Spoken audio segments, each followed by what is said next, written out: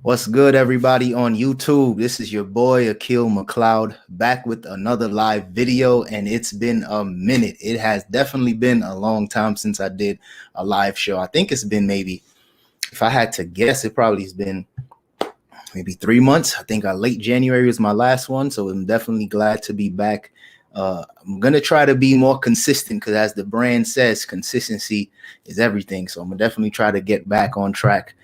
Probably not doing these every week, but when I do them, I'll make sure that I bring on a special guest. I'll have really topics to share with you guys. Just make sure that the value is really there. So as you guys are coming into the chat, if you guys are watching this on the playback, make sure you guys hit that like button, subscribe to the channel if you haven't already, because today's show is going to be just jam-packed full of really solid information. We got a special guest, Derek, aka the ATL Flipper. He'll be on here shortly, and we're just going to have a real good conversation, talk about entrepreneurship, eBay in particular. We'll talk about, family life, YouTube, just a bunch of different things we'll be trying to cover within today's live show. So as you guys are coming in, we'll also do a Q&A portion, probably to later on in the video. I also made sure that I had I pulled some questions that I had in some of my previous videos as well, because as you guys know, when I put out some of these videos, I can't answer every single one, but I did pull some questions that I think that could really help you guys out and provide some value. So like I said before, we're gonna have special guest Derek, aka the ATL Flipper, in the building. I'm gonna have to just make sure that when you guys are coming in, check out his channel as well. I'm gonna make sure that I link all of his information within the description and in the comment section, so you guys can check it out, because he's a fairly new YouTuber, but he knows the game. You know what I mean? He's new to YouTube, but he's not new to reselling and eBay in particular. So I'm gonna go ahead and introduce him. But first off, before we bring Derek to the channel, just a couple things wanted to make sure that I shared with you guys before we got going. I know I've been kind of slacking on the consistency tees, but we finally was able to order some new ones, get some new colors printed up, and it's dope. I call this one Nipsey Blue. We got a few different colors, a few different assortments. I like to say we got some different flavors for the people. So whether man, woman, child, little boy, little girl, we got what you need. So definitely check it out. Every purchase is handmade. I press them myself, and I'm handling the distribution as well. So when you guys place orders, it's coming straight from me, just like a eBay order or anything like that. So if shout out to everybody that's been supporting it. I definitely appreciate the support, because without the support from you guys, I wouldn't be able to keep none of this going. Wouldn't be able to have really dope resellers that's even interested in coming onto the platform. So it's definitely going to be just bigger and better. So shout out to Monica in the chat. She asked, did you find the cord for the iOmega zip? Now, I could not find the cord for that, so I ended up taking that back to Goodwill because I wasn't able to test it. So any other questions that you guys may have, definitely put that in the chat, because I'm gonna get to that as soon as possible. But without further ado, hello. Okay, Ruth got it. I have my Nipsey Blue. That's what's up. Thanks again for the support, Ruth. I definitely appreciate it. Ruth was the first. As soon as I put that post up on YouTube, just announcing that the new shirts were released, Ruth was the first person to make an order. So I really do appreciate that. But without further ado, I'm just going to be introducing Derek, like I said before, aka ATL Flipper. Really dope reseller, full of knowledge, really good brother, one of my close friends, definitely part of the men's, I'm going to say my men's group. It's all guys in the group, but my reseller mastermind that I started a few months ago. Really solid dude. So let me just add you to the stream. What's going on, brother? What's up, man? You good, bro? What's good? Yeah, I'm good, bro. Thank you so much for being on here. Thank you for your time. It's gonna be a good night. Appreciate it for having me, bro. Appreciate it. No doubt. So introduce yourself to the people. Let them know a little bit about yourself, and how long you've been selling on eBay, and stuff you like to sell. Give them a brief intro. Cool. What's going on, guys? My name is Derek. So I started off teaching, and I taught for around 6 years before I got into reselling. And then, well, I resold a little bit, like part-time. You know, I used to do like meetups with people and, trade and, resell that way. But as far as eBay, I got into it probably around like about 5 years ago. But before I was a full-time teacher. I taught kindergarten and first grade. And yeah, like when I looked at how much money, I was making part-time, I was like, you know what, I could really do this full-time and make a lot of money and also have the freedom to spend time with my family. So I continued teaching and everything, and just like it just took off, reselling on eBay. And then I eventually, stopped teaching and went full-time, reselling. So I've been reselling full-time for 2 years. For 2 years. Okay. And yeah, man, like it was just crazy, bro. Like, yeah, so I still enjoy teaching, but as far as the freedom I have with that I'm doing with eBay, like I'm gonna continue this. That's what's up. Yeah. What was the other part of the question? My bad, bro. No, I had asked, I don't know if the connection kind of choppy, but I had asked, just a brief synopsis, elevator pitch type of thing, how people, when they introduce themselves. But you said a lot there. So go back to the days of teaching, because I have a background in higher education too. So I remember you was one of the first people that was commenting in one of my earlier videos. You were saying like you have an education background too, and now you're reselling. So I instantly was like, oh, we on the same path. So talk more about what it was like being in education, and did you enjoy it, or was it something that you was kind of falling out of love with? Yeah, bro, man, I loved it. Like I loved that I could be in the classroom with a lot of scholars, where in the Black community, a lot of times we don't have Black male teachers that the students can really look up to. So I love that fact that a lot of the children would call me dad, because they didn't have no dad. Wow. And yeah, and I started like a basketball league at the schools I was at. I coached soccer. Like I was just really involved in stuff, and the academics was cool. That's what they had to learn in the classroom. But I just really loved the fact that I could really like mentor them. So even after I went full-time reselling, I still went back up to the school that I was teaching at, and was coaching soccer and everything. So yeah, that's what I loved about it, man. But as far as me leaving the education arena or whatever, I just looked at my wife. She was pregnant with my son, and long story short, like I said before, I just looked at the math and was like, man, like I'm not going to be able to really spend the time I want to spend with my family and travel and enjoy things that we want to do together with the income I was making teaching.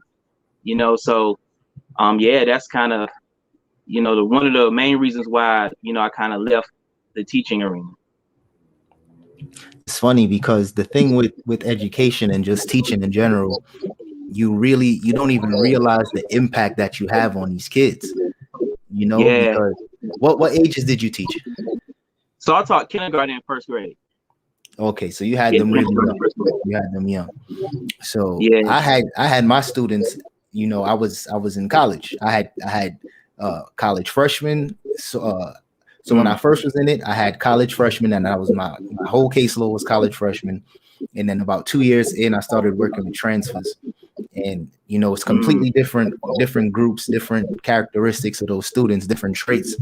But it's crazy the impact that you have. And like you said, they was calling you dad.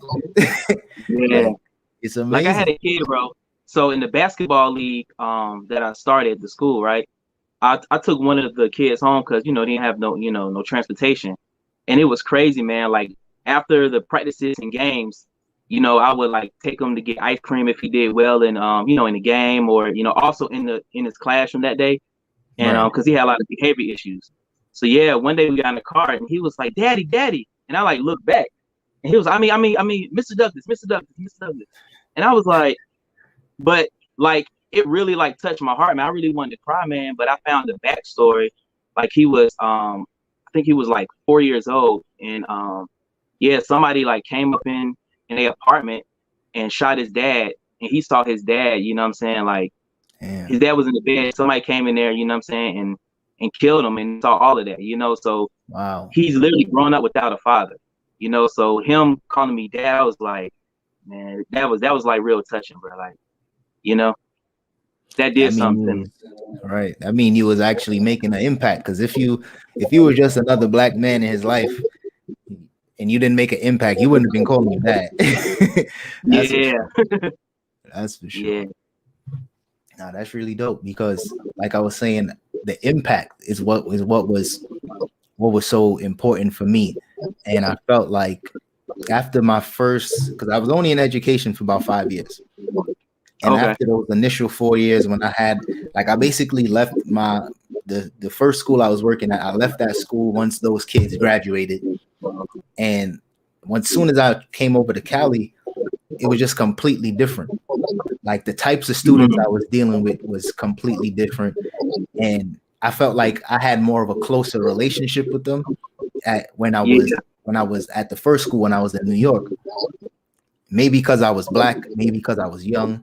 So when they could just, I was more relatable at the time. You know what I mean? But the school I went to was all Hispanic, so they definitely didn't. You know, it was different. The connection was just different. Right. And while I was working at that school, it was just terrible. It was a terrible working environment. That's why I asked you, how was it for you? And because I know for me, like eBay was like a savior for me, because I was like, oh man, I could do something else. I could still make some good money, so I could leave this job. But for you, it seemed like, you know, you almost didn't want to leave. Yeah, I mean, well, when it comes to like the in classroom, like teaching, like it was okay, but my heart was really for like the extracurricular activities. That's when I could really like pour into the boys, you know what I'm saying? I could really challenge them, like get on the ground, give me, 10, 15 push-ups. In the classroom, you can't do that. Right. You know? But yeah, I feel like I had a bigger impact, doing it when I was coaching or whatever, So yeah, but like, well, teaching, man, takes up a lot of time, man. Lesson plans after school, during school, it's just a lot, so that took away a lot of time, especially with my wife, being pregnant and about to have, our son. So I definitely wanted to spend that time, with my family. And, thank God, man, it worked out where, I'm doing it full time now. So, yeah. That's what's up.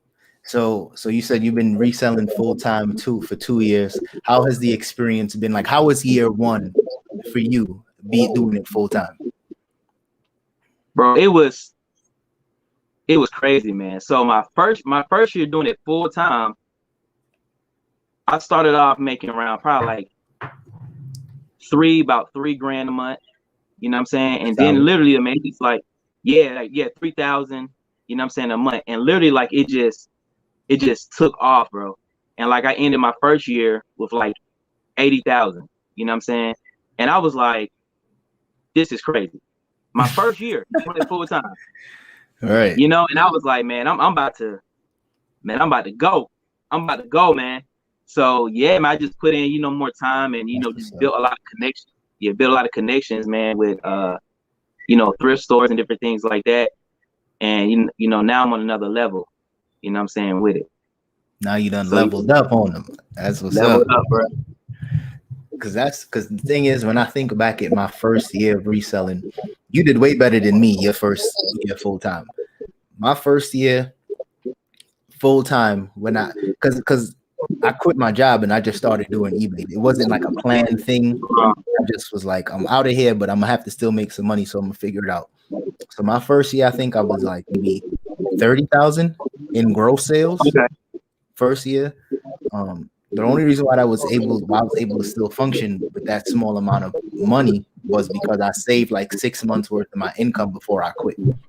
So I was good. I was just living off of savings, and the money that was coming in was really just like, kind of keeping me afloat in the sense of staying encouraged, Yeah.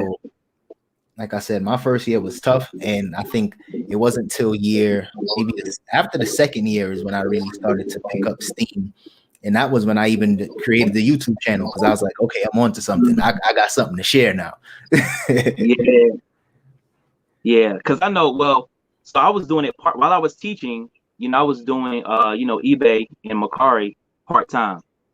So when I kind of did what you did, I built it up, and one thing I did was to really get my wife's, like, I mean, she, already, my wife is going to support me, regardless of what I do. Right. But I want to make it special. So what I did was, like, I knew she wanted a white Lexus, bro. She wanted a white Lexus, y'all. And I saved up and went and got her the Lexus that she wanted. And then, Tula was like, babe, like, I really feel led to go full time. And she was like, go ahead. You know what I'm saying? I told her, like, everything's going to be good, because we've never, on both sides of our family, we've never had like entrepreneurs, you know what I'm saying? Most people in our families work 9 to 5s and, things like that, whatever. So like me, just stepping out on faith, man, and, saving the money, you know what I'm saying? Up whatever, and doing that for her, like that really, like, gave her like, we're good. You know what I'm saying? And, yeah, like, with her support, man, and, friends like you and other people just encouraging me, like it's powerful, man, to do a lot. It's a beautiful thing, because that's the thing. People underestimate the importance of having like real support for somebody that, in your corner, encouraging you, speaking positively around you, praying for you, you know what I mean, spending money with you, like, because I always laugh, because especially a lot of people would say, oh yeah, I support whatever you do and I got you, but all that means is they just keeping you in their thoughts. Yeah, that's all. That's it. But it's important how it's super important just to have. It kind of almost shows how important it is to have a significant other. How important it is to have a partner when you just an entrepreneur in general, because it's a lonely business. It could get real lonely real quick. Yeah. Yeah, that's real.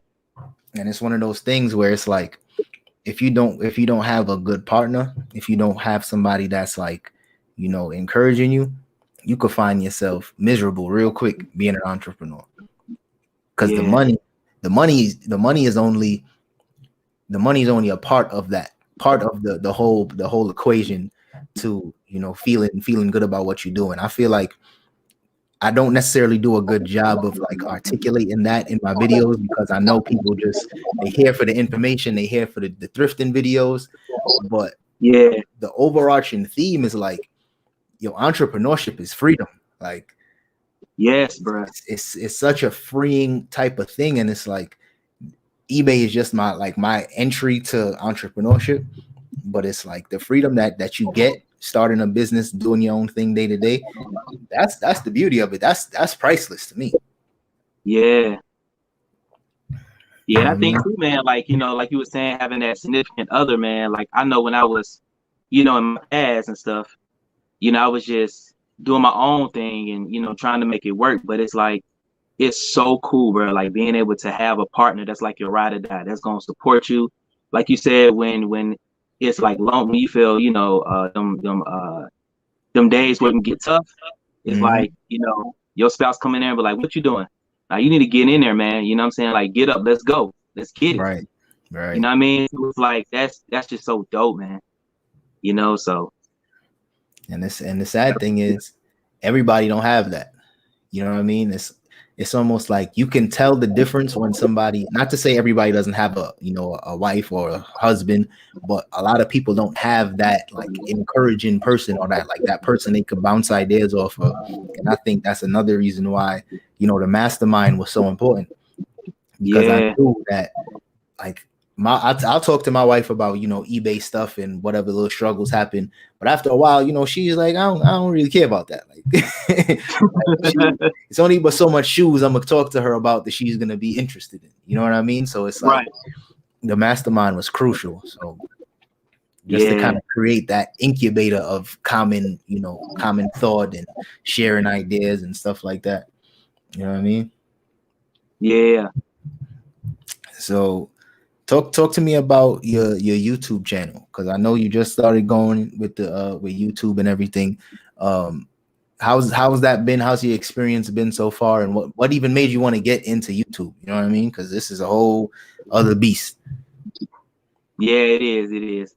But yeah, like I was saying before, I've been reselling 2 years, full time. So, I would consistently go to the thrift stores, and I'm a talker. I love to meet people and talk to people.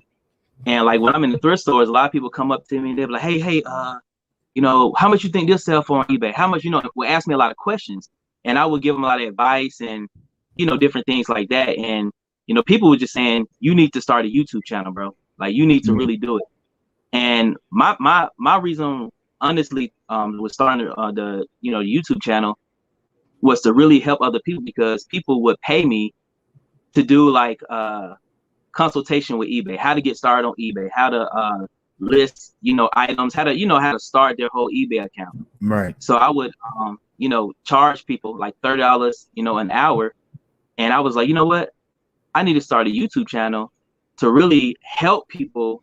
Instead of me doing it individually, I could just post a video, and I could say, hey, if you need help, go to the video. If you need to find out, if you want to know what items sell on eBay, just watch the videos. You know what I'm saying? But really, it's to give out knowledge, man. Knowledge, bro.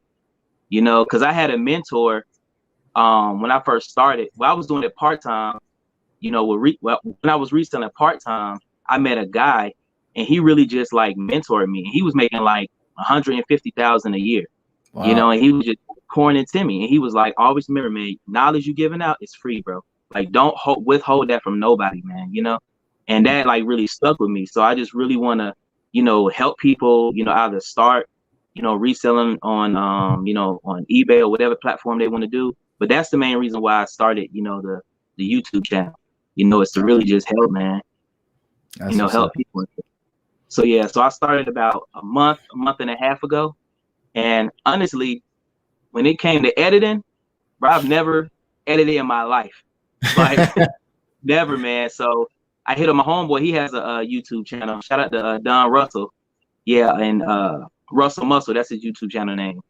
Okay, but he came over and just like taught me, how to edit it and everything. And I was on it, man, that night, and I couldn't get off, bro. I was just like, yo, this is crazy. Like, it was just like really cool being able to edit on my phone, And for those who want to get started on YouTube and want to learn or want to know like what editing tool you can use is really cool, I use Power Director Mobile, and it's cool. It's cool, easy, to use. Yeah. That's what's up. Yeah. I never edited anything on my phone, so I could only imagine. I could only imagine, because for me, YouTube it's literally like another job. You know what I mean? It's almost like a part-time gig for me at this point, because I put so much time into it. But yeah, it's very, very similar to like you said, I started YouTube because I wanted to help. Like, if somebody was to go back to my first reselling video where I literally just set my webcam up, and I didn't even have this good of a webcam. I had a terrible webcam, and I just hopped on YouTube Live, didn't edit anything, literally just sat there and spoke for I think 15 minutes. And it's one of those things where it was like, I literally was telling people, I just feel compelled to like share this game, because you know what I mean? Like, you almost feel like once you start reselling, you literally see everything different. Like, it's almost like clothes, used items, brand new stuff. It's almost like you see it with a dollar sign now. You know what I mean? Like, I don't even throw out stuff like I used to. I used to just throw stuff in the trash, or I might donate it to Goodwill myself. But now I'm like, it's getting sold. I'm listing this. Yep. You know what I mean? So yeah, it's dope. And it's dope. Yeah, and it's people too, man, that I met that was like, I won't call them necessarily haters. They just I just say it wasn't on my level, in the sense of like, when it comes to YouTube. Because I told a few people, that I've seen at thrift stores, and it was like, why would you start a YouTube channel? That ain't cool, man. You know, you gonna bring them to the stores we at. And I was like, you got to understand, it's so much stuff out here. Like, you can't get everything. Right. And I mean, why not share the knowledge? Like, help other people.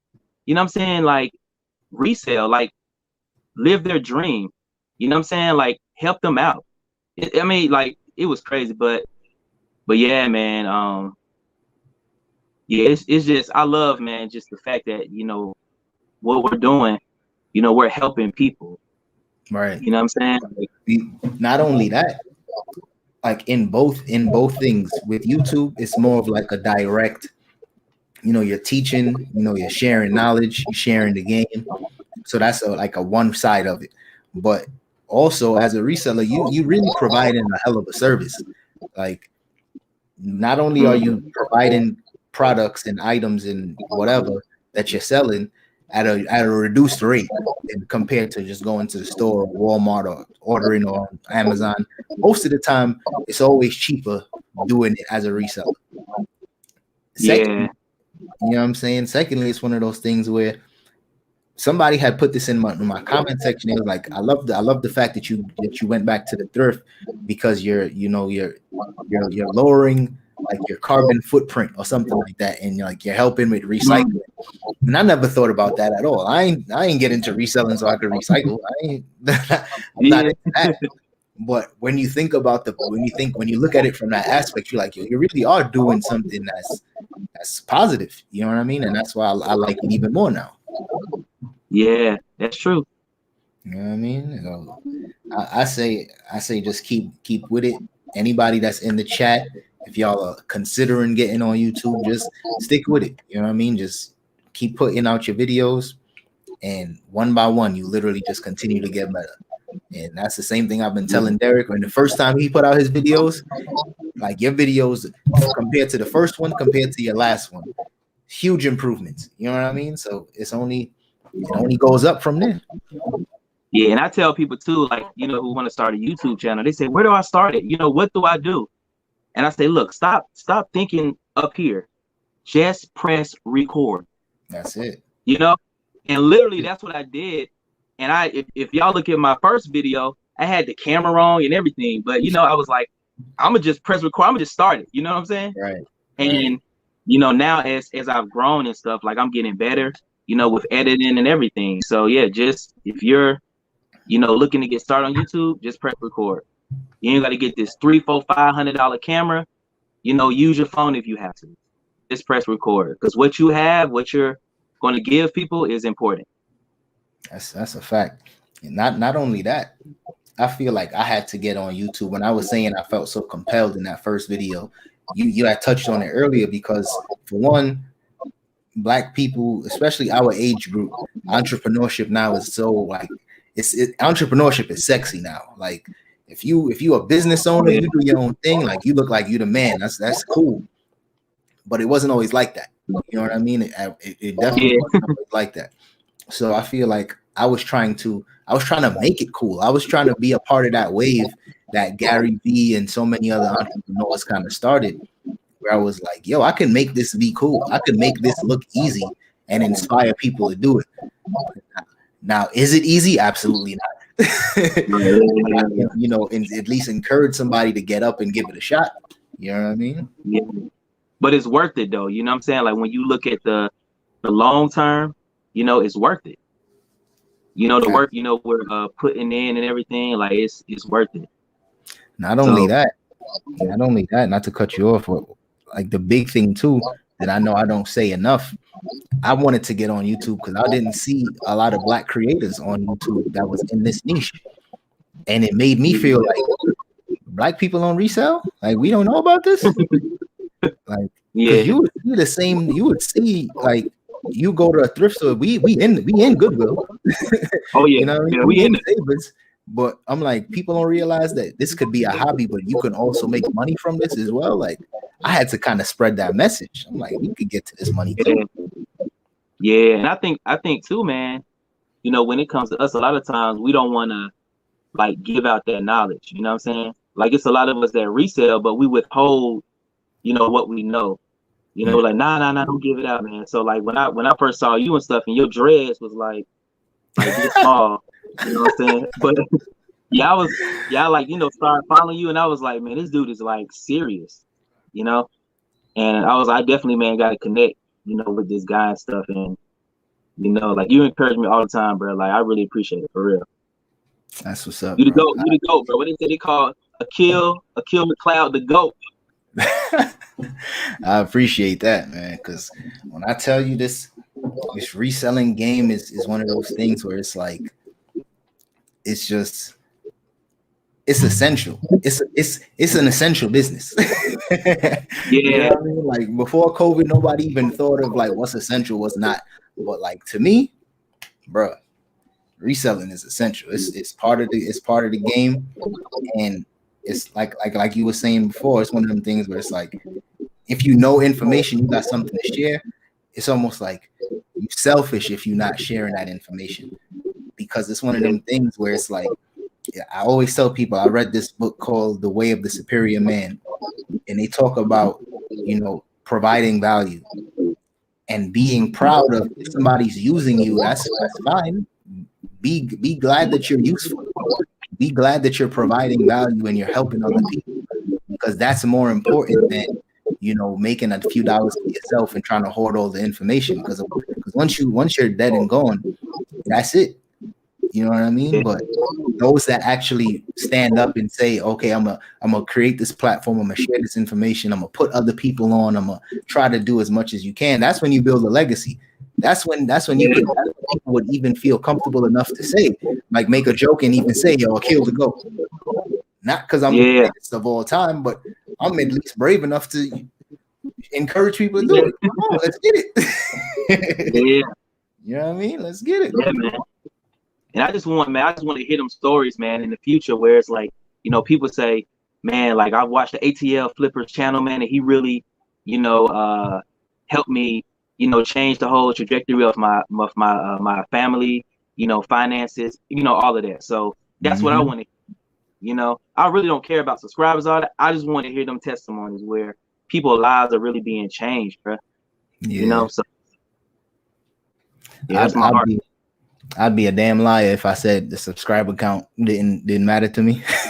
I mean, it matters, but I'm saying it matters, but I'm saying that's not my focus. You know what I'm saying? Right, like my focus, of course, like, because I'm gonna make what I make on eBay, regardless if I do YouTube or whatever. But it's like, I want to share this happiness, this joy that I have, this freedom that I have.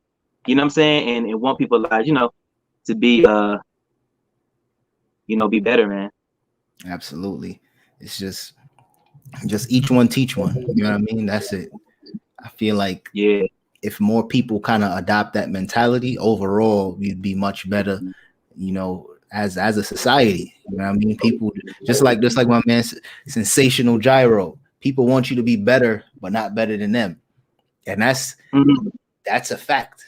You know what I mean? That's one of the oldest facts in the world. It's one of those things where it's like, people want you to do good, but not too good. You know what I mean? People want you to be happy, but not too damn happy. You know what I mean? So that's a crazy mindset, though, man. Like, that's crazy to me, man. It's sad. It's sad because one thing that I always have to remind myself too is that I'm really big on mindset, right? Like, I try to speak positively to myself. I try to always like speak positive energy into other people. Every time somebody's talking to me or even around me, I try to just be not like a beacon of light, if you will, but literally just like a positive person, because by putting that out, that's what you're gonna get. And people think that this is one quote that I read years ago and it changed my life. People, the quote goes literally, just because you give it away, just because you sharing it doesn't mean that you're giving it away. You know what I mean? Like, you're literally sharing the knowledge. Like, that's it. I don't mean you ain't gonna have it no more. Like, you just you know what I mean? You just each one teach one. You passing it on, and you just keeping it going. Yeah, that's good. Yeah, bro. So tell me more about What was I gonna ask about? Oh, so the family life. I had to get that because how many kids you have again? It's three? No, two. It's two. Don't be adding one in there, bro. Don't be adding one in there, man. So it's two Yeah. kids, and I know you put in a lot of work when it comes to these when it comes to the thrifting, when it comes to the listing. I know you put in a lot of work, a lot of time. How do you find the balance? Like what are some things that work well for you?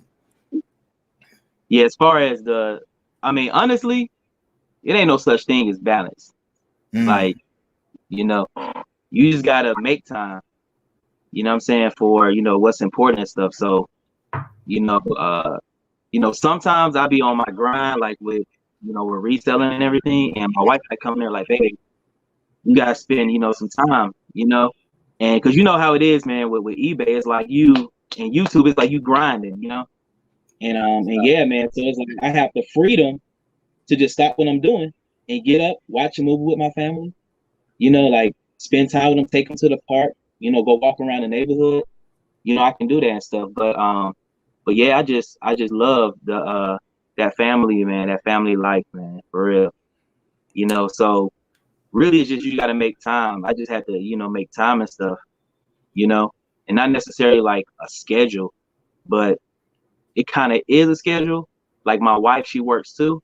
So, you gets off around like, 6 o'clock, and everything. And of course the kids are, well, one of our children, our daughter, she's in school. So she was, online and everything. And, she stayed home and everything like that. So when she gets out of school, we'll just, spend time all together when my wife, gets back home and everything. So, That's what's up. that'll be our time during the weekends, like travel or, just have a fun day, watch a movie, do what we like to do and stuff. So That's what's up.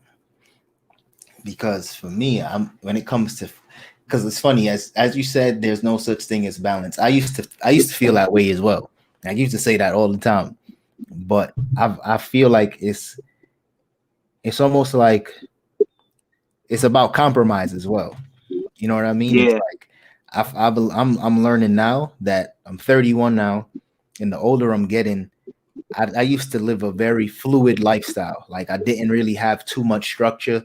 I would do whatever I wanted to do when I wanted to do it.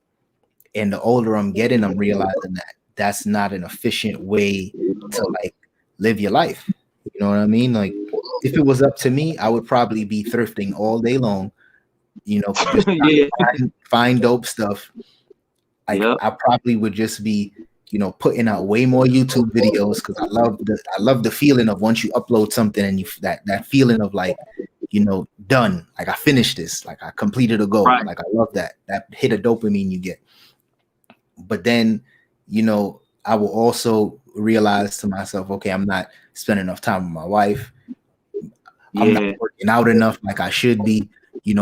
I'm not eating what I should be eating because I'm deviating from my meal plans. And it's just like, you gotta kind of create some type of structure. Even though balance might be kind of tricky for some people, I feel like what's more important than balance is finding some type of structure within your lifestyle, especially for men.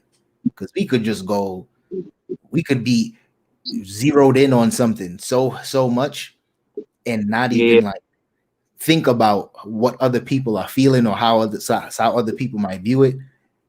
And yeah, having two kids, if you locked in your room and you listing all day long, you're doing your thing, your daughter might be like, "Damn, what's up, Dad? Like you're not you're not trying to yeah, see." You know what I mean? yeah. So And something that happened to me, man, like God really got my attention because like I was honestly like that, at one point. I was just like, grinding, man, just, in the lab, working and everything. And yeah, like I ended up catching COVID, and when I had COVID, it was just crazy, bro. Like I missed my family, because I had a quarantine for like, 2.5 weeks. So I missed that time with them. So like I felt like, God was kind of getting, not saying that God just, gave me COVID or whatever, but I feel like he really allowed it to really open my mind up. Like, dude, eBay and stuff is cool, but your family has to be the number one before, what I'm saying, what you're doing and everything. So yeah, that kind of like opened up my mind and stuff, to push me to spend more time with my family and stuff. But I think even with the balance and stuff, when it comes to marriage, I look at marriage like you have to try your best to outserve your partner. You know what I mean? Like outserve them and stuff, with each other. Like for instance, before the show, my wife, she cooked some salmon for me. I was like, babe, come eat some salmon for the show. You know what I'm saying? So now after the show, I got to do something to get her to level up on her. You know what I mean? Right. Run her bath water or something, bro. You know what I'm saying? Gotta do something. The thing with what I've learned from marriage, because I've only been married for a year, but I've been with Dom for almost 6-7 years. I lose count. It's so bad that I tell people I've been with Dom for 20 years now, because that's what it feels like. You know what I mean? Yeah. But it's really only going on 7 years. But for me, what it's been like this whole time, I feel like we've changed a lot. Like she's a whole different person than when I met her at 21. And when I was 24, I was completely different. I was clean cut. I barely ever wore t-shirts. I was always suited up or wearing a shirt with a collar. That was my thing. I wasn't an entrepreneur, so this mindset I had was very different compared to now. And it's like, one thing I've learned is that they say when you're married, you would be dating like 7 different people within your lifetime. You know what I mean? Like how's your view on that? Like how has things changed from, when you first was with your wife to like that, let's say the dating phase to, fiance to, married with kids, because every phase is different. Yeah. I mean, so my wife, I met her 2012 and we got married 2015. Okay. So we've been married on 6 years. But yeah, like really it's just like maturity, you know what I'm saying? But when it started, like it started with both of us really, our common ground, why we were really interested in one another was because she wasn't, looking, for another relationship like that. I wasn't looking for another relationship. And like God just brought us together and we was really like friends. You know what I'm saying? Like we was like best friends. Like we didn't have, sex until we were married. Like, we ended up, waiting and stuff. So like we was like, real, like that was like my homie. You know what I'm saying? So as we got engaged and everything like that, like, we just, matured our, through our relationship by going through, different experiences and everything like that. Right. But yeah, like one of the women at my church, she was like, listen to me very carefully, baby. She said, women change every 7 years. And I was like, but I kind of see that, and like, I see, a lot of change, in my wife, like maturity wise, and everything like that. So yeah, like it's just through our experiences, man, just, a lot of change I've seen is just through both of us maturing and stuff, different things, that I was immature at. Like I had to learn that kind of like bugged her. And I was like, all right, I can't do that. I can't do that, man. Because I'm not going to win the argument anyway.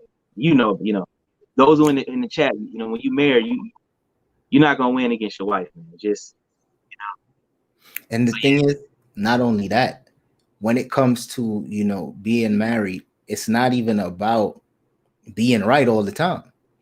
Right. You know what I mean? Like sometimes it's not that, like I like to say some stuff is really just not that big of a deal. So it's not even worth it. But at the end of the day, it's not always about being right, because now that you're right and you beating your chest like, yeah, I'm the man, now you're making your partner feel belittled and vice versa. So sometimes it's more so about just finding an understanding. I was wrong or I was right or whatever the case is, and you move on. It ain't about, lingering and harboring on stuff, because I tell my wife all the time, we in this for life. Like we gonna make this work, whether it's good or bad. We gonna figure this out and we gonna stick with it. And 7 years later, we still rocking. We still rocking. Yeah, man.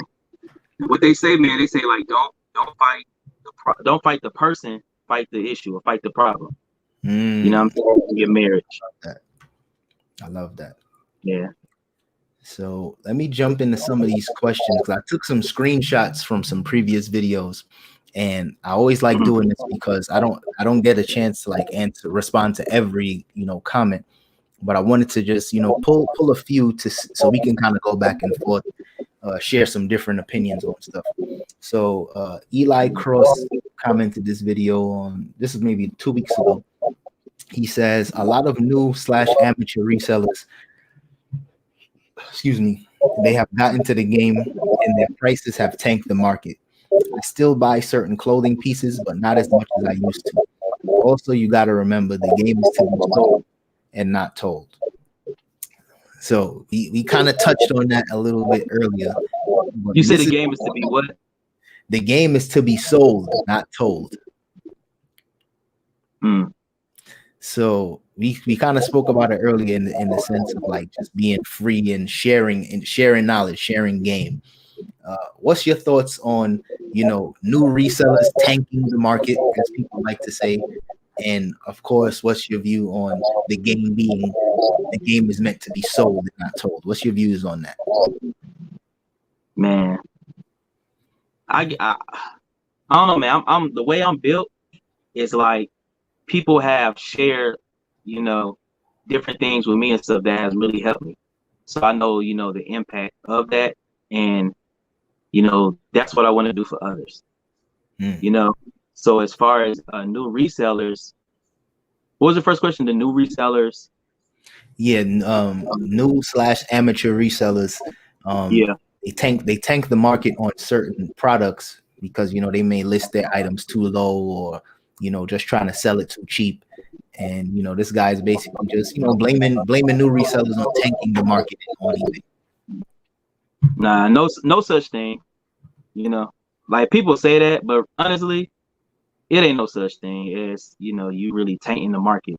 You just, of course, if you see a pair of, for instance, Jordans that's selling for $100, and you find 10 of them and you list them for 60, then hey, you're getting 60 for them. Right. But it's like, I don't really look at it from the standpoint of you're tainting the market. You know what I'm saying? Like, because it's millions and millions of, buyers and sellers on eBay. You know what I'm saying? So your little, listings or whatever you're listing, it's very small, So the market is huge. So you're not really, affecting it that much. Right. Because that's one thing. Like you hit the nail on the head. Some people think. So I've heard people blame YouTubers for eBay being the way it is. People blame people. The thing is, people will find a reason. Misery just loves company. So if I'm not successful in something, I'm going to try to find a reason as to why I'm not successful. I'm not going to look inward and say, maybe I should have put in more work. Maybe I should have took better pictures. Maybe I should have did X, Y, and Z. People would just blame whoever they can blame. And it's easy to blame a YouTuber, somebody you don't know. You know what I mean? Somebody that has a very nominal impact on the eBay landscape. You know what I mean? It ain't like we putting out content and it's getting 10 million views. Reselling is probably one of the smallest niches on YouTube. So it's like, when people say stuff like that, I'm like, man, you just complaining. Get better. It's like, what? Like you really focusing on that? Like, come on, man. You need to be focusing on your eBay store and you know what I'm saying, and not worried about people taking the market. You know what I'm saying? That's right. So yeah, I figured we'd be on the same page with that one. I just wanted to make sure that we said that, because the people in the chat, people might think similar to this guy, or this guy might even be in the chat. But I just want to let him know that change your mindset, my brother. Change your mindset. So we also touched on that one a little bit earlier. So I'm gonna go to this next question. This person, Loudest PR, this comment was from 2 days ago. I think this was a video from a What Sold. They say, can you please provide a list of men brands that sell good? I know you sell a lot of mainly shoes, but share some brands that people can like kind of look for when they're outsourcing. Yeah, so yeah, I mainly focus on shoes. So when it comes to shoes, you know, designer shoes, any designer shoes, Louis Vuitton, Gucci, those designer shoes and stuff. Well, hold on, Always. 'Cause you in Atlanta, so everybody ain't got that type of the luxury shoe game. I'm not going to my Goodwill and finding Gucci. Yeah, So talk more about like I guess the lesser known stuff. You know what I mean? Because you yeah. I'm working it down. I'm working it down. You got to start okay, at the top okay, of the list. You know what I'm saying? okay, So okay, people know. So right, yeah, right. but designer shoes, sell for a lot. They have a good resale value.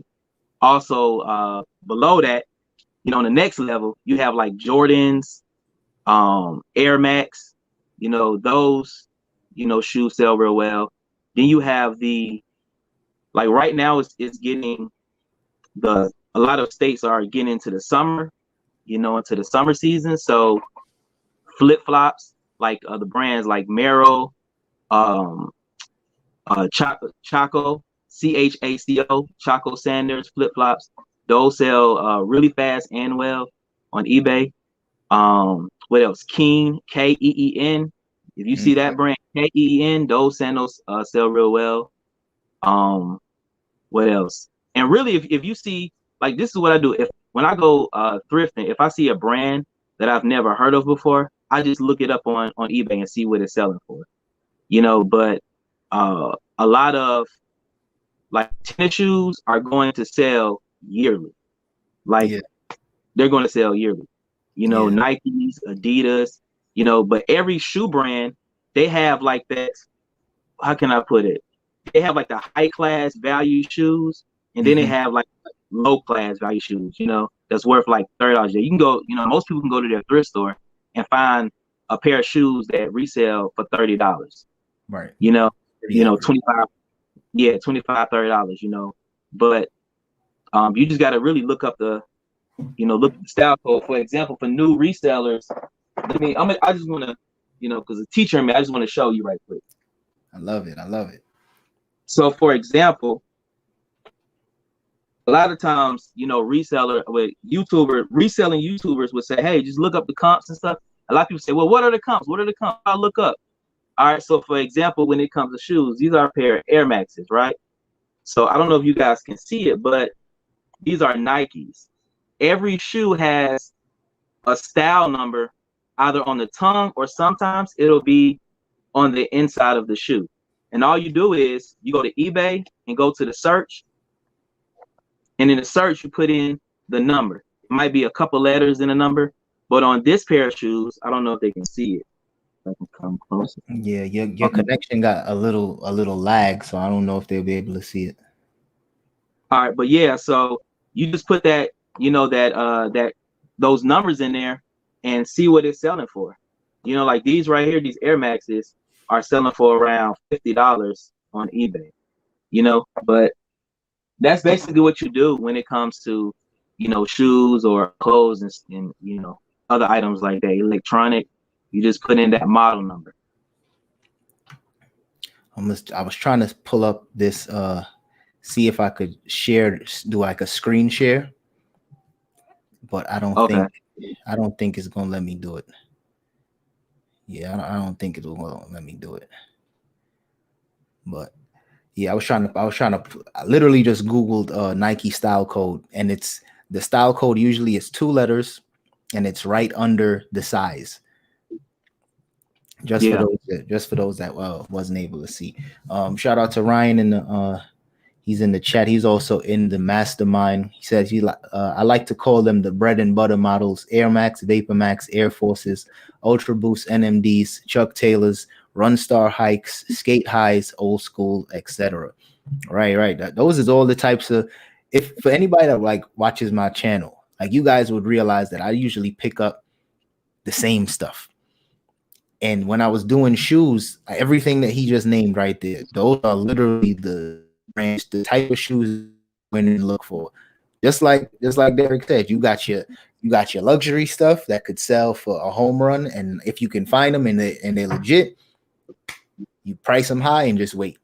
But those bread and butter models that Ryan just shared, those is the stuff that, you know, you build a successful and sustainable business on.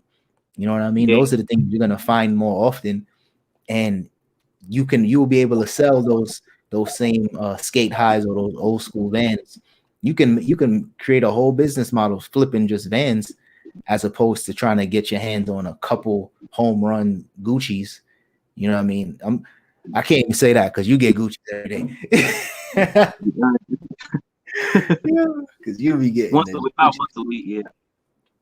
I do got to say this on camera though, because most people probably don't even notice, but you definitely inspired me to get back into the thrift. And I tell you this all the time, but I got to put it out here on wax, because when I was just going to Ross, going to Burlington, doing the outlets, like I was losing the love for the game because it was almost becoming too easy. You know what I mean? Like it was to the point where it's like I knew what shoes would sell. I was building relationships. I kind of already created that system where I'm getting the shoes. I know what to do. But the love of the game that's going to get you excited every time to go out and hunt. When I would see the types of stuff you was finding heat day after day, store after store. I was like, damn, I got to try something. And ever since then, I was hooked again. So for those that love the thrifting videos, the thrifting trips to the thrift, thank ATL Flipper. For sure. Yeah, no problem, man. But I know for me, as far as shoes, you know, for those who want to get, you know, into reselling, and you're thinking like, what item should I start with? Man, shoes carry me through, y'all. Like when I say carry me through, because they sell yearly. Like it's not just like a certain season, like coats or, you know, sandals. Like shoes carry me through, man, yearly.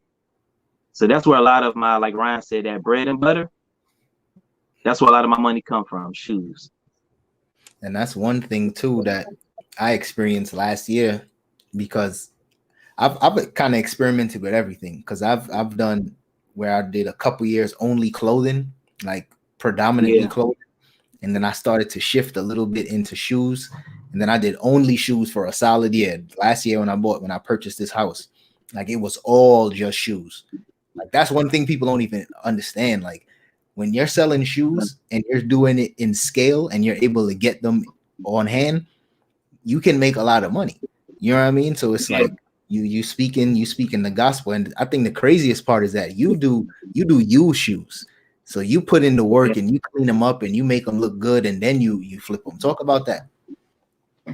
Yeah. So before I got into reselling, when I was younger, man, like I remember this had to be middle school, I think. Yeah, middle school. Growing up, my dad would literally buy me one pair of shoes for the whole year, because my mom, you know, she stayed at home, you know, and my dad worked. And like my siblings, we had one pair of shoes, bro. And literally, if them shoes was like messed up, you going to school with some messed up shoes. So I remember I asked my mom, I said, Mom, can you take me to Walmart? And she was like, why do you need to go to Walmart? I said, I just need to get some stuff. So we went to Walmart, and I went down the aisle and was like looking for some paint. Now I didn't know what type of paint to get, you know, because my shoes was like messed up. So I ended up getting some acrylic paint, and I, you know, I don't even remember what color it was, but I ended, you know, getting the paint, putting paint in my shoes, went into school, bro. I'm telling you, I was like, it was clean, bro. Like super clean, new paint job, everything.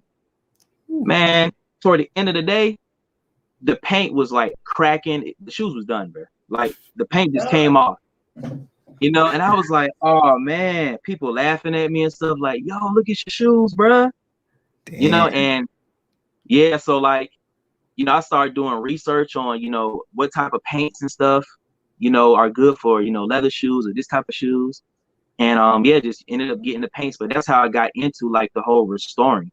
And I just started restoring other shoes, other people's shoes that I went to school with. They would pay me, and I would, you know, restore them and everything. This is before eBay. And then when I, you know, got started, you know, flipping before eBay, I would, you know, would do meetups. Like I would find a pair of shoes, you know, on eBay. I would buy them, and then I would fix them up, post pictures of them, and go resell them for high, you know, to somebody else or whatever. And And yeah, like, and then I started, you know, doing it on eBay and everything. But it's like a, how can I say it? It's like therapy in a way, you know, with me reselling. I mean, not reselling, but me, you know, restoring shoes. It's, but now I'm kind of moving away from the, you know, a lot of the painting and everything, because I got like 1,000 pairs of shoes right now that just need to be, you know, listed, and I don't have the time really to sit down and just, you know, restore them and everything like that now. Right. So yeah, that's kind of how I got started though. Yeah. That's what's up. Cause I've been there where I painted shoes. I remember when the shoe whitener was the thing. Like you would go to Foot Locker or whatever, Yep. shoe whitener, and you put it on the front, and you know it literally will crack, like because it's Yeah. thick paint, and if you don't, you got to put the sealant on it so it could actually start to bend and not crack. But man, you hit so much notes on there, because I'm just like, I remember growing up, literally only getting, I would get maybe 2 pairs of shoes for the year, like one early on, and then like one probably as the summer was approaching, I'll probably get another pair. And like I remember just always feeling, you know, when you're a kid and you broke and you don't even know that you broke, you just think, Yeah, this is you how don't know. everybody is. You don't know. Yeah. And I just remember feeling just like, damn, like I want nice stuff. Like I want more shoes. I want, you know, this or that. And I think that like me getting into reselling kind of, I guess, satisfied that itch that I had for just always wanting things and material stuff. And now at this point, I don't even care. Like I really don't. Yeah. You know what I mean? Because you get so much stuff coming your way. After a while, it's just like, if this is worth more, I'll sell it. Like, Yeah, I only wear like 3 pairs of shoes. I wear the same 3 pair of shoes, man. You know, like, and I have a lot of them. I just, you know, because you see so much of it. right. And you kind of lose it. You kind of lose you don't lose the love for it, because I still love good shoes and good clothes, because that's just like who I am. But like, Yeah. it's not that big of a deal anymore. It's not on the top of my priority. You know? Yeah, you ain't finna go, you know, and you know how we used to do back in the day when you get your paycheck. Man, I'm about to go to the mall, bro. About to get me some shoes. Yeah. Yep.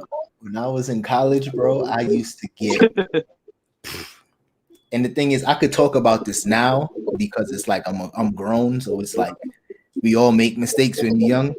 But I would literally get my little work study check, little $250, and I will go straight to the mall every 2 weeks, and I'm buying. It's almost like I felt like I had to get something. Yeah. Like I got money and I have to spend it. There was no such thing as saving for a rainy day. Like I was like, oh, these new Air Bacons came out, I'm grabbing them. Foam posits, give me that. Jordan 1s, I need every color. Yep. Yeah. Do you think it's because of like you grew up without like having a lot of, you know what I'm saying? Like shoes where we got, you was like, man, I'm getting them all now.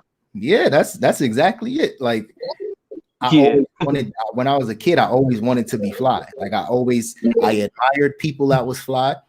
And even as a child, I seen how other people would react to somebody when they was dressed well, or they had a nice pair of shoes or a nice shirt. So I'm like, damn, I want people to treat me like that. So this is like 7, 8 years old, paying attention to that. So once I finally got a little bit of change, I'm like, oh, I'm getting everything. Like when I walk into the room, I need to feel that. You know what I mean? I need to feel that attention.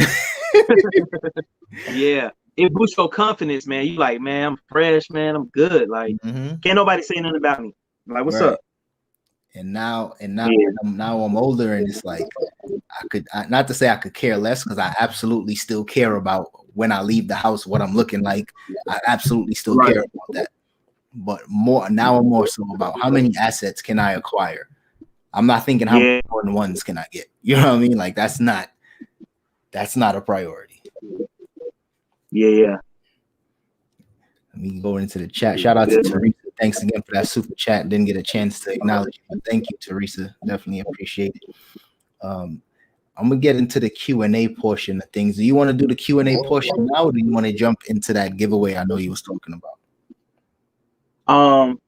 Yeah, so actually, man, I want to, and it's up to you, but I want to do 3 giveaways, if that's Oh, How many people in the chat right now? we got 44 people in the chat right now. All right, cool. Yeah, so I'm gonna do 3 giveaways. Cool. All right, so let me know when you want me to. Yeah, we could do one now. Then we could jump into some question and answers, and then you could do another one, and we could probably end with another giveaway. All right, cool. So, the first giveaway, shout out to the consistency tees. You know, I'm gonna do a giveaway with one of the shirts. All right, so I'm gonna pay you a kill. Later or whatever, and then you can just to support you, bro. You know what I'm saying? I love that. I love that. So yeah, so what we're gonna do is those in the chat. I want you guys to drop a trophy emoji. Just drop it. And the kill, what you're gonna do is you're just gonna randomly, you're gonna count down from 3. Well, count down from 5, and you're just gonna choose someone. All right, just the like, person who you choose, just literally like scroll through it on like a randomization type of thing. Yeah, and just pick it. So y'all go ahead and drop them trophy emojis. I'm with it. I'm gonna literally just. I feel like what I'm gonna do as the trophy emojis is coming in, I'm gonna give it a shuffle on on my iPad. I mean, on my laptop. I'm literally give it a shuffle, and whoever name that pulls up, like when I touch it, that'll be the winner. So I'm gonna give y'all a few more seconds to drop the trophy. That's pretty dope. That's pretty dope. I like that idea. Because it don't get more random than that. Yeah, you get. It literally don't get more random than that. I see a lot of the trophies, man. Somebody got 10 trophies. All right. All right, let me scroll through now. I'm literally about to just shuffle it up. All right, cool. I'm not even gonna look. And I'm gonna count. You count down, or you want to count down? Yeah, go ahead and count down for me, because I'm literally not gonna look. I'm just gonna point to the screen. All right, 5, 4. Come on, drop them trophies. What did I say? 4? Yeah, 4, 3, 2, 1. All right. Tall Man's Easy Cooking. Tall Man's Easy Cooking. Congrats, man. Congrats.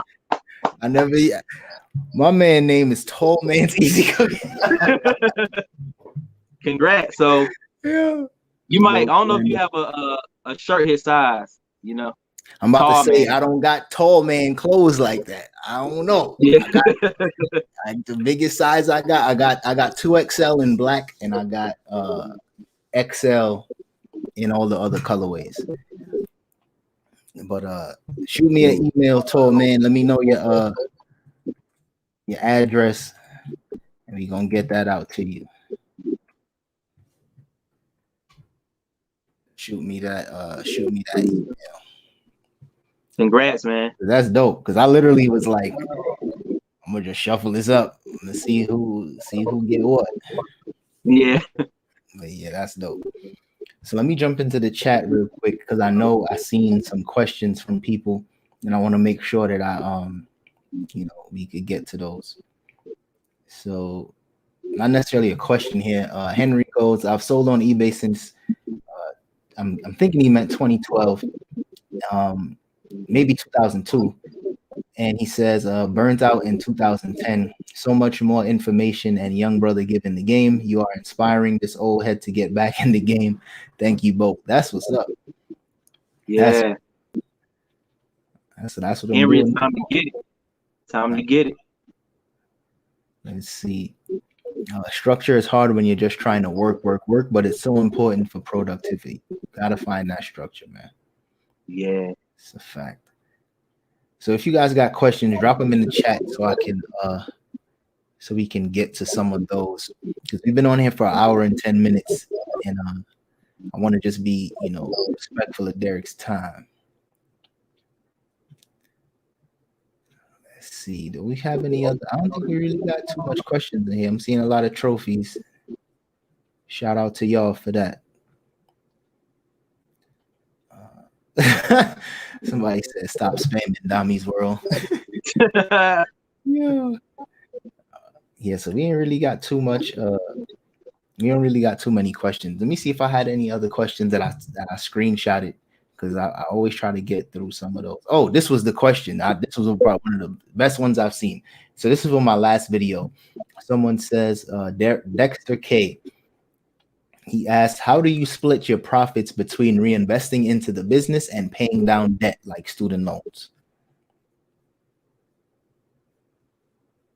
You me go ahead and take a hit at it, or you? Yeah, you could go. You go first. Okay. Yeah. So, something that I when I was starting reselling, like I tell people, like if you're new at it, like you want to reinvest as much as you can, back into the business, because that's going to help you, make more money, but also if you're doing it, if you're starting off, more likely you're doing it part-time, with, reselling, you want to also, start paying your debt off, because, you don't want to have a business, going self-employed and also you have all this debt and stuff. So, like start hitting that debt little by little, and you can, I mean, I don't know how, your finances may be or whatever, but, you just have to sit down and calculate, all right, what's my budget for spending? You know what I'm saying? Like if it's $100 that I spent, this month with that I reinvested back in the business to spend on inventory, all right, you could, spend $150 the next month, and then $50 is going toward the debt, or you know what I'm saying? But you kind of just got to sit down and calculate what you have, and just reinvest as much as you can back into the business, but also, hitting that debt and stuff. I agree. I think that's crucial, because I'm in the process now where at one point I literally used to say to myself, I'm not paying my student loans off, I don't care. Like I was that ignorant about it.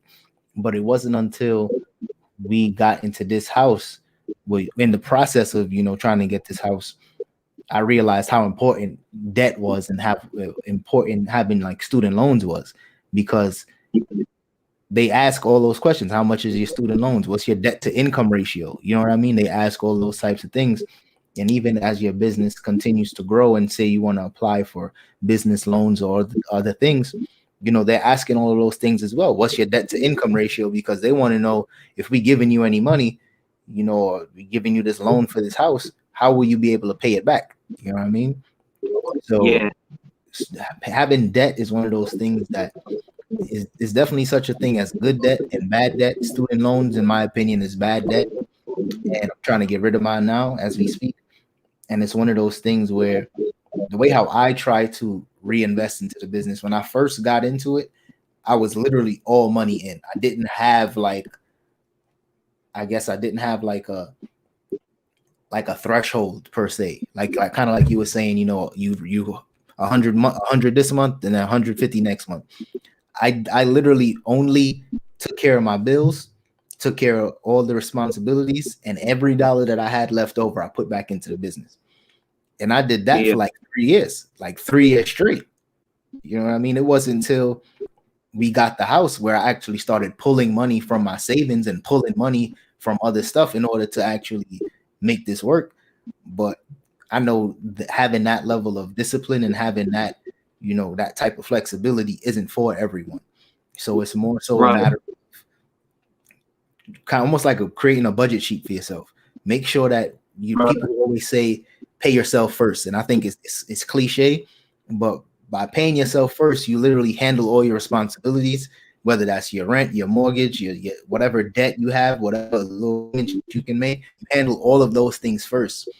And then is when you realize to yourself, okay, if I still have money after I paid everything that I needed to take care of, those is when you actually can reinvest. Whatever's left is what you can, technically reinvest back into the business. But you got to handle your responsibilities first. You know what I mean? Yeah, and I think a lot of people, man, they're not like, when they get into reselling, it's like you have to really think about the reason why you're getting into it. You know what I'm saying? Like, my whole thing is like with reselling, I wanted to be able to, because we had my wife and I, we had a lot of debt that we had. We had, a car loan, the home we live in, like, other, different things, student loans and things like that.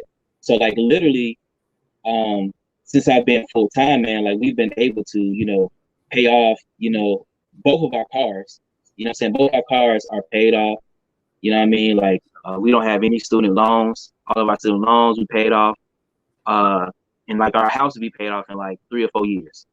You know what I'm saying? So it's like when I first started, while I was doing it part time, I was reinvesting. I was teaching, but I was reinvesting all the money like you was doing, when you started out, whatever, like back into the business, and it grew.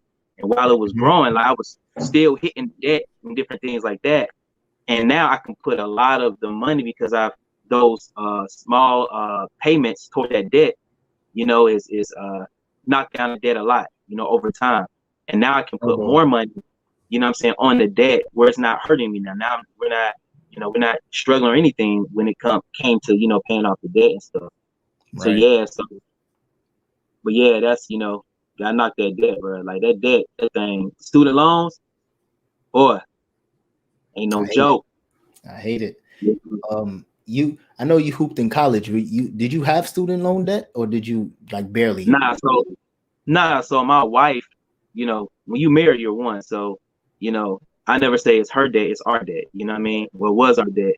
So, my wife had, student loans, but I ended up getting a full ride, scholarship to play basketball. That's what's up. Yeah. I wish I was nice enough to get a scholarship, boy, because I was playing ball, but I was playing for free. Nah, man. I know. Yeah. I'm trying to get, because that's my next big goal, and I feel like, because my thing, I was telling everybody, like, my goal is to have at least 5 properties by the time I'm 40, and it's not like a crazy, like, out of reach type of thing, because you could literally have a really good year, buy a house, take some time in between, recover, have another solid year, and then basically every other year buy a house. Like, it's possible. But yes, you know what I mean? But the thing what I realized is that by having so much debt, all they're gonna keep doing is saying, you don't have enough money to handle all of these things. So the faster I can knock out my student loan debt, the faster I can get to another property. You know what I mean? And when you think about it, bro, you could pay cash for a property if you wanted to. You know what I'm saying? Like, if your property paid off, but you have no debt, you can buy whatever you want. You know what I'm saying? Right. And you just growing and growing and growing. You can sell the old properties you have. You know what I'm saying? And because real estate is what we're doing with, on eBay. It's just on a smaller scale. You buy low, you sell them high. That's so yeah. For sure. Once I get a better handle on my student loans, I'm gonna share some more behind the scenes about it, because I think that'll inspire people right there. Like, I know I kind of missed the mark in the terms of like sharing the process of buying the home, but this next big goal, this next big thing that I'm trying to conquer, I'm gonna share that process with people that subscribe to the channel, and that I think would really kind of turn the needle, where people would be like, oh, this is possible. Like, this is real life. Yeah, that's good, man. Because I think a lot of times, like, people, they just don't want to have debt. Like, they want to get out, but a lot of times people don't know how, to get rid of their debt, or like, how to make extra income, to pay off debt or whatever, And I tell people all the time, you don't got to just start, going to the thrift stores, start in your closet, and just start reselling. Because reselling, like, literally, it's $0. Like, you need $0 to start. That's all you need is some items that you don't wear no more, and just post it and make money. That's it. It might not be a lot of money, but you literally can start, and as the money's coming in, it's a snowball effect. That 5 turn into 10, that 10 turn into 20, and then all of a sudden it's you're making real money.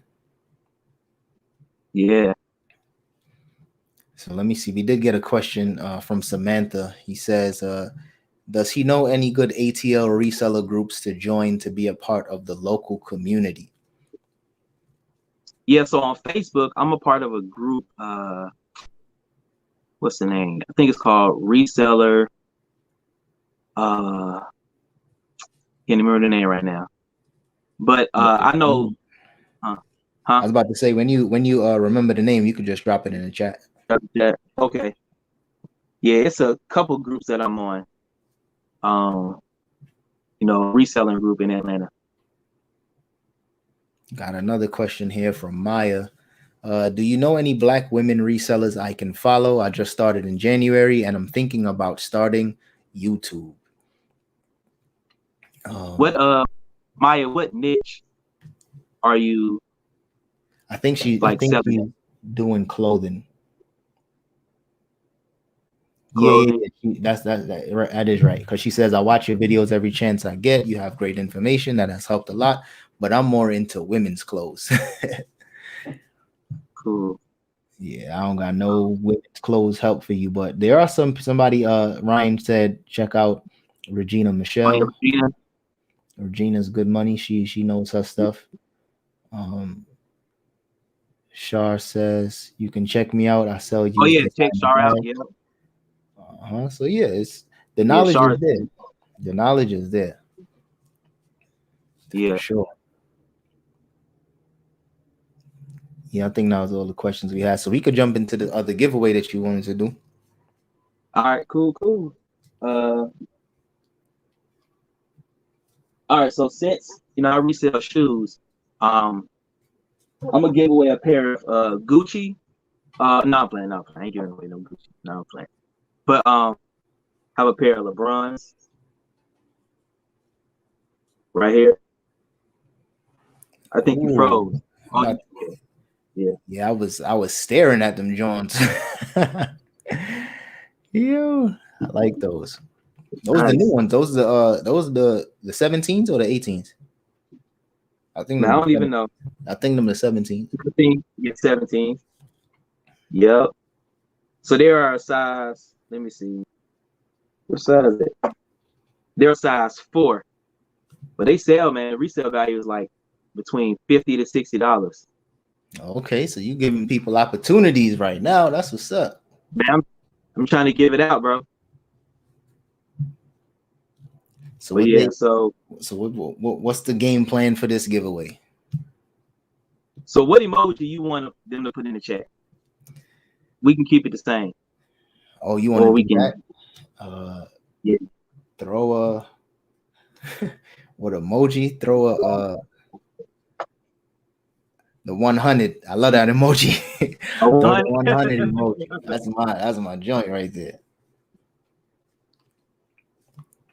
So yeah, so everybody throw the 100 emoji in the chat, just like we did with the trophies.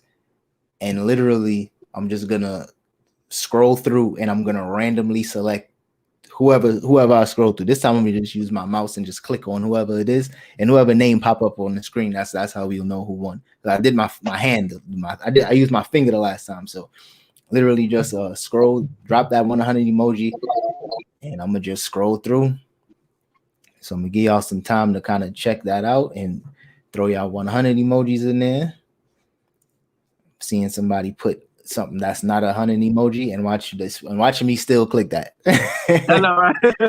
That's how it always happens. Literally always happens that way. Keep dropping it.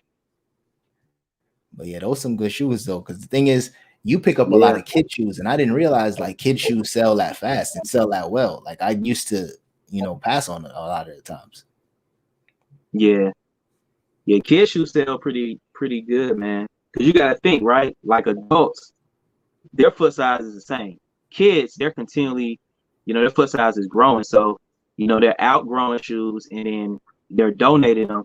And then, other buyers, whatever, have kids that need a bigger size. So here I am. Yep. I'm trying to pick up my little kid shoes nowadays. I seen a couple. I picked up some Air Force Ones the other day. I had picked up some Cement 3s maybe a couple months at this point. I didn't even get those listed yet. I was just kind of holding on to those because I don't really see little kids Jordans like that. I was like, well, these is dope. I'm gonna just hold on to these. Yeah. But yeah, so let me scroll through now because we got a significant amount of 100 emojis. So I'm gonna go to the top. Keep dropping it. And as y'all keep dropping, I'm literally just about to keep scrolling through wherever this thing click on. This is the most random. Like, it don't get more random than this. Like, I love that. I keep shuffling like a DJ, and we just gonna go with Wilma L. Shout out to Wilma. L. Congrats. Shout out to Wilma. I thought it was gonna be Starkey with his different emojis on it. But send me an email, and I'm gonna have you want to send me the email or send it to you so you can have the information. Yeah, just hit me up on Instagram. So what's your Instagram so I can put it in there? Yeah, the ATL Flipper. Okay.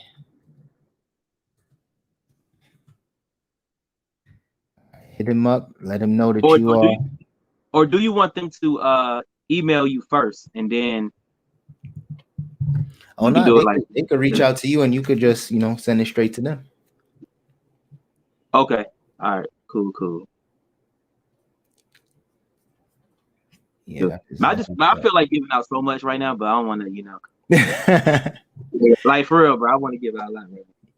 I mean, if you in a given mood, man, the people. We got time. We got time, bro. We got time, and the people are here. We got 51 people in the chat. All right, man. I got some more shoes, man. Because if the Lord is moving you, we ain't gonna stop it. All right, I got some more shoes right here. Some more LeBrons. Oh, I like that colorway too. Yeah, these are hard.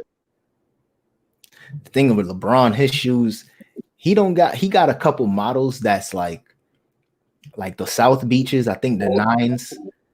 He got those cannons, the green and orange joints. I think those is either 9s or 7s. And then the South Beach colorway that he got a couple what does that was fire. But yeah, you know what I mean. LeBron, he's such a big person. You know what I mean. So his shoes is built different. You know what I mean. It ain't for everybody.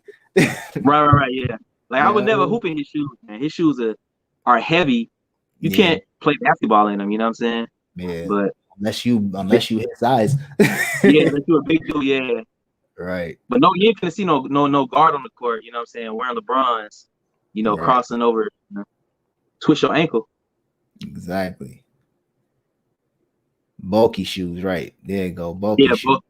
Yep. Yeah, so this emoji we gonna drop. I seen Ryan had dropped the wine glass, so this time we gonna do the same thing. We gonna drop the wine glass, and we just gonna the wine glass emoji.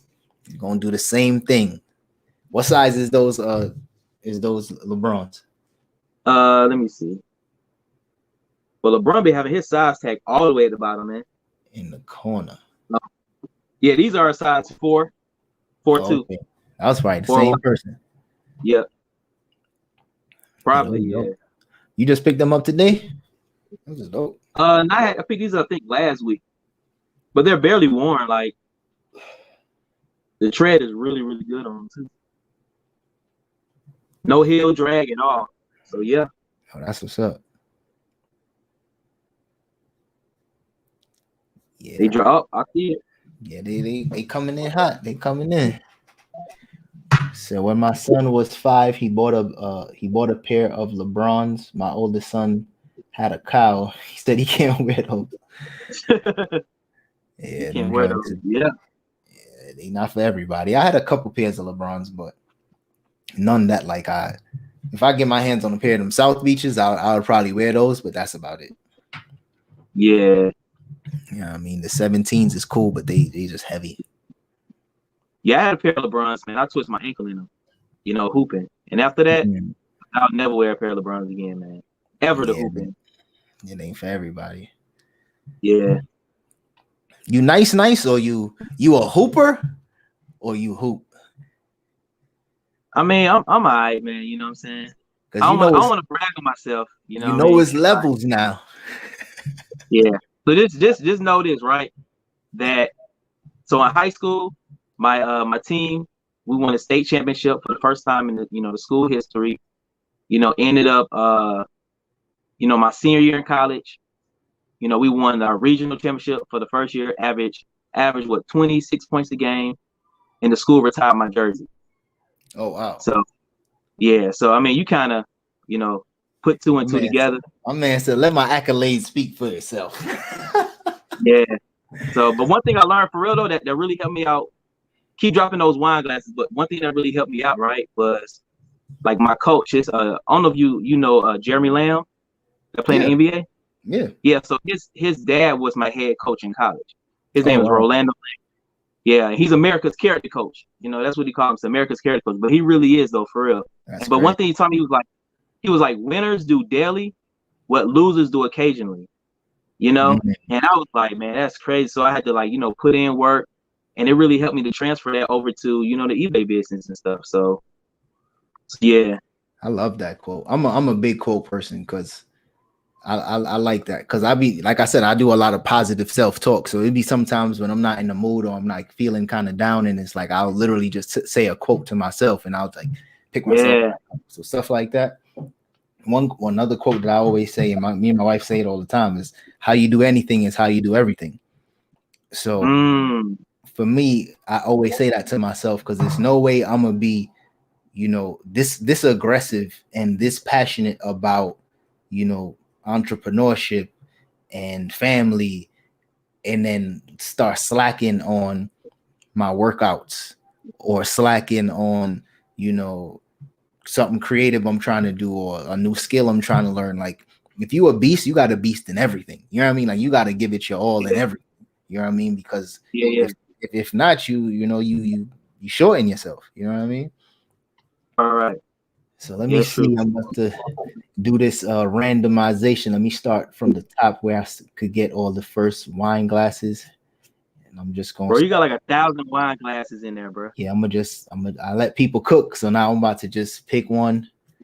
And the thing is crazy because I'm seeing names that I don't usually see. So I think this is dope. That's how I know it's random, because like, you know, you usually gravitate towards a familiar name or a familiar face profile picture.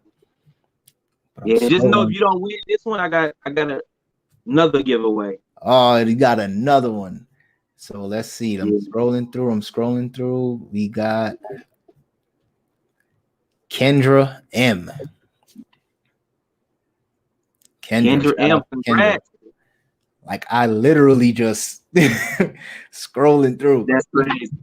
That's what's up. Kendra, how many times did you put in the chat the wine glasses? Kendra probably was trying to get. She was like, she probably seen them shoes. She say, "Oh yeah, I need those." Yeah, that was my size right there. Yep. Yeah, shout out to yours. And them joints clean too. That's what's up. Yep. So yeah, hit me up on Instagram, and I'll get them shipped out to you. Is the ATL flipper? Yeah, the ATL flipper. All right. Let's put that in there. She knows. She said probably like 20. So Ryan asks, what's the best hooping shoe? The best hooping shoe. For me, I love hooping in Kobe's, man. I gotta go. Which ones? I mean, I like hooping in the 10s. Okay. Like the 10s and the 9s. The elite joints, the tall ones, when he had that Okay. I like because it's like, I don't know, it's just different, man. You know what I'm saying? It supports, it don't really support your ankle. It gives you the flexibility, you know what I'm saying, like to move, you know, your ankle around, but it's not like it's not a heavy shoe. Yeah, that makes sense. But hyper dunks are, you know, okay too. Oh yeah, you can't go wrong with some hyper dunks, because those just give you more bounce too. Yeah. See, Ryan, he probably be hooping in like Air Force Ones. Okay. No, I'm playing that. Ryan probably hooping in Timbs. Yeah, Timbs. Y'all ready to hoop? Hold on. Let me check my boots up. Ankle support. Yo, you know, it's always that one person that they hooping in whatever. They don't care. They hooping in whatever. What size you wear? I wear 11, but I'm gonna wear them 9s. Like, bruh. Yeah.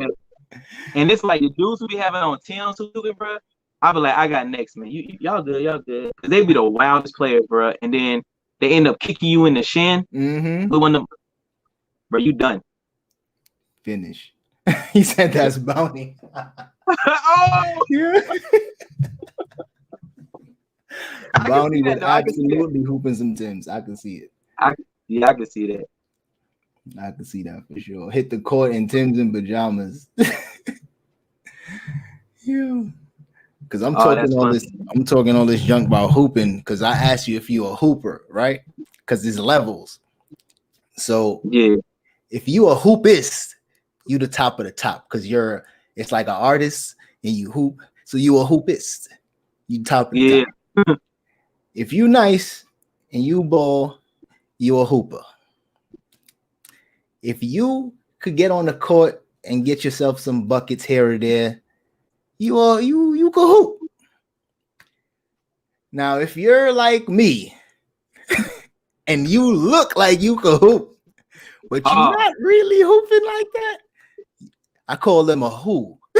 Because you ain't really got it. It's like who is that on the court? And that's me. That is so me. Who in the chat can hoop, man? Who in the chat can hoop? Because that's word to me. Because the thing is, though, the funny thing is, it's like, I know I just be talking trash, but when I get on the court and I'm serious, like I'm hooping for real, I ball up. I play defense too, because my cardio is good. So like, it's people that's way better than me, and I know they better than me, but they just be so frustrated, especially when I'm in like LA Fitness playing these like teenagers and these like kids in their 20s, like 21, 22, and they think they still got hoop dreams, locking them up. And because kids don't play defense no more. They just trying to be Steph.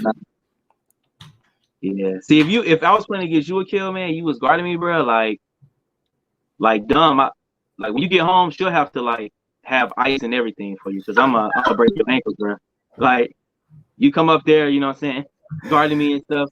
Best to believe I'm gonna give it to you, bro.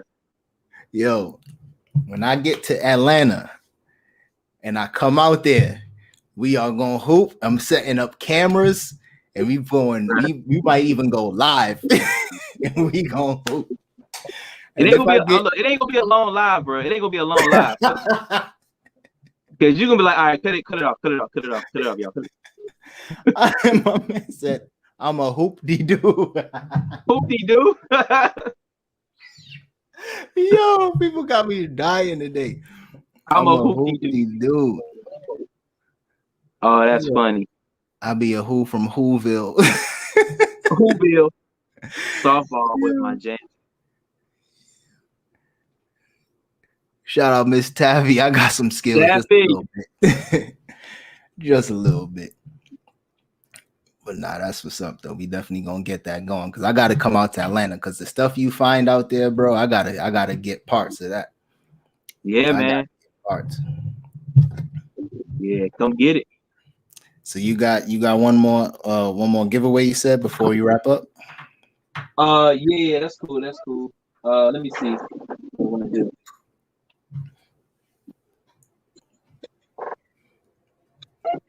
All right, well, since I showed them earlier, I'm gonna get these away. Who poster? Who poster? These Air Maxes I showed y'all earlier, I'll go ahead and get these away. These are a size 6.5 in youth. So size 8 in women. Yeah. Wait, is it 8? 6.5 would be 7. Yeah, that's 8. That's 8 in women's. All day. Yep. And my wife go, oh, I need those. You don't need those. You wear a size 8? She wear on like an 8.5. Oh, okay. 8.5, 9. All right. You pick the emoji, and I'm gonna scroll through it. All right. Well, all right. This time, let's not do emoji. We're gonna do consistency. All right. Since we rocking consistency. I like that. Yeah. You're gonna make people work today. They gotta type. Yep. Consistency. If you want them. It ain't gonna be too much of that same them same people. Yeah. So type consistency in the chat, and I'm literally just gonna scroll through just like I was doing before, and I'm gonna pick a winner.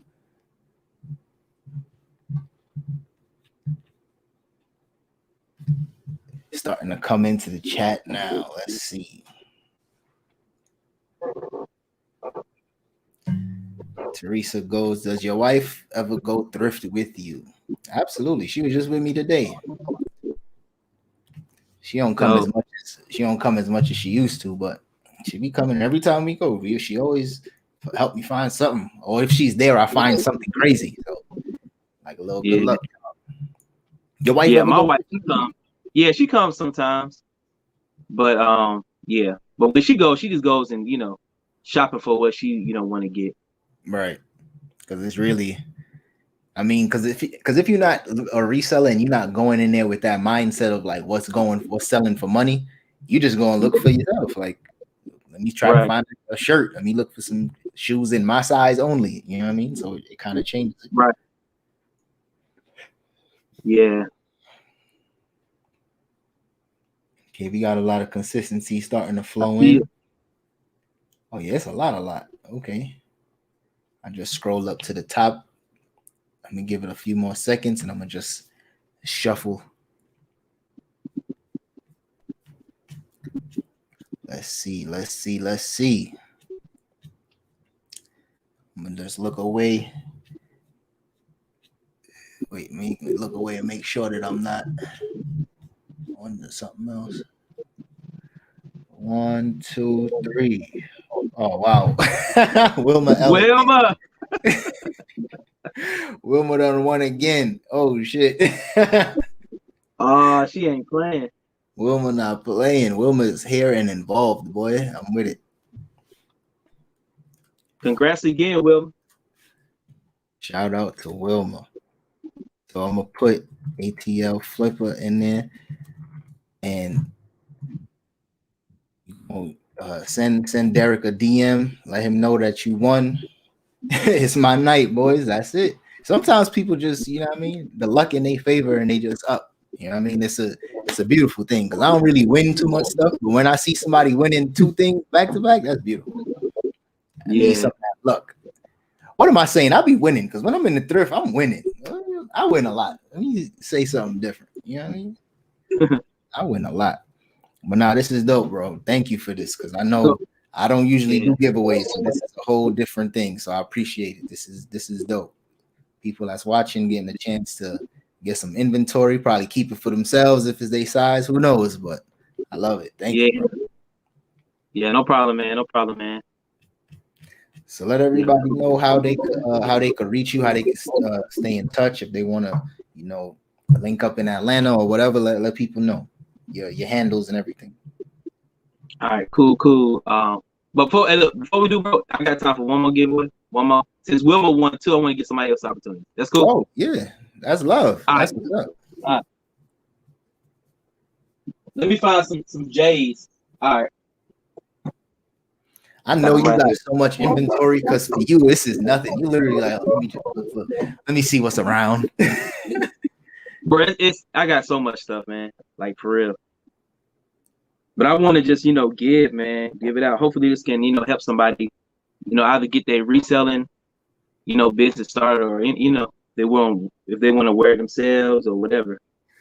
Yo, Diamond Jack cutting up today. I need the J's too. Yeah. Got some J's right here. Oh yeah, those some 10. The Charlotte 10s. I sold a few of those in the past. Yeah, they sell pretty good too. Yeah, get about 60, 70 for them. I had them clean. I sold mine for like 100. Oh, for real? Yeah. See, these are a size. What size are these? These are a size 6 in youth, so 7.5 in women. And Wilma, you can't win this time, Wilma. You gotta let somebody else get it. Right. Monica said something good here too. She said only 1 entry per person. What you think about that? Hey, it ain't up to me. You the one pressing the right. Hey. I mean, but yeah, I like that. Only 1 entry per person. Let's make sure somebody else gets to enjoy that. And I'm gonna literally just scroll through. Because it's all the same. What size is those? What size is those 10s? These are 6. You said these Jordans? Yeah. Yeah, size 6 in youth. So that's 7.5 in women. Okay. I bet. So, since this is the last one, somebody put which emoji? How about we do this? All right. Yeah. Derek did this last night on, was it last night? Yeah, last night on his live.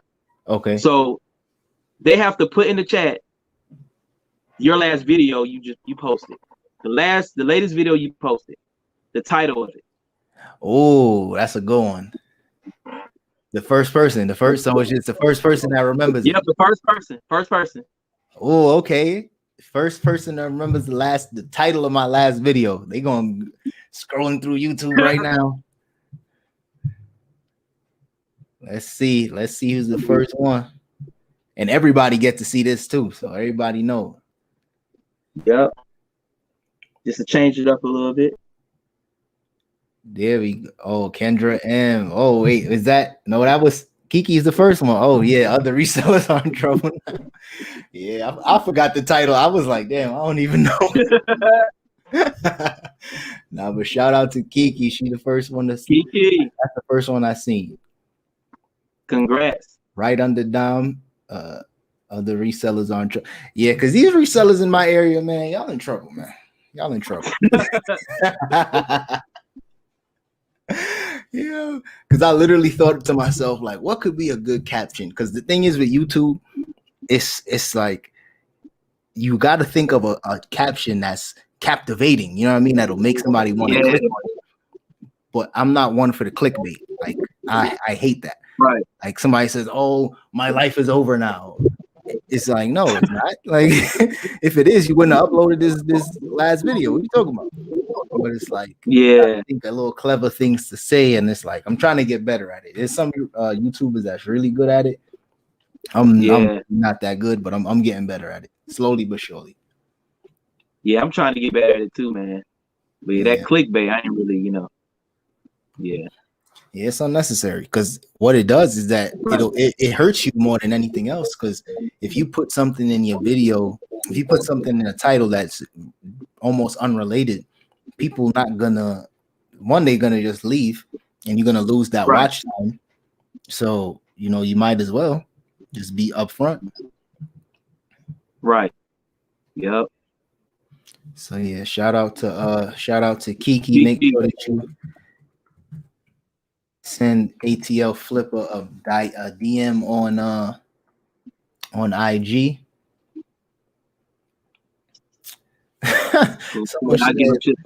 She forgot the exclamation mark. Oh, that's funny. I mean, if she did, then we Kiki, I'm sorry, you gotta go to the The funny thing is, no one put an exclamation mark on the thing. No one at all did. So it's all good. Kiki, you still won. That's what's up. But this was good. This was one of my favorite live shows. Definitely entertain me for sure. Yeah, appreciate it for having me, bro. For real, man. No doubt. When we get to Atlanta and we face off, it's on though. You going see? I know the spots. You don't know the spots though. You feel me? Yeah, I don't know no spots or nothing. I'm gonna just follow your lead. Yeah, I'm gonna show you the spots. You're gonna be good. Just follow your lead and just try to see what I can find. And the funny thing is, it's like I probably pick up 1 or 2 things if I could get it in my size and call it a day. Yeah. You're just so much out here, man. That's crazy, bro. Like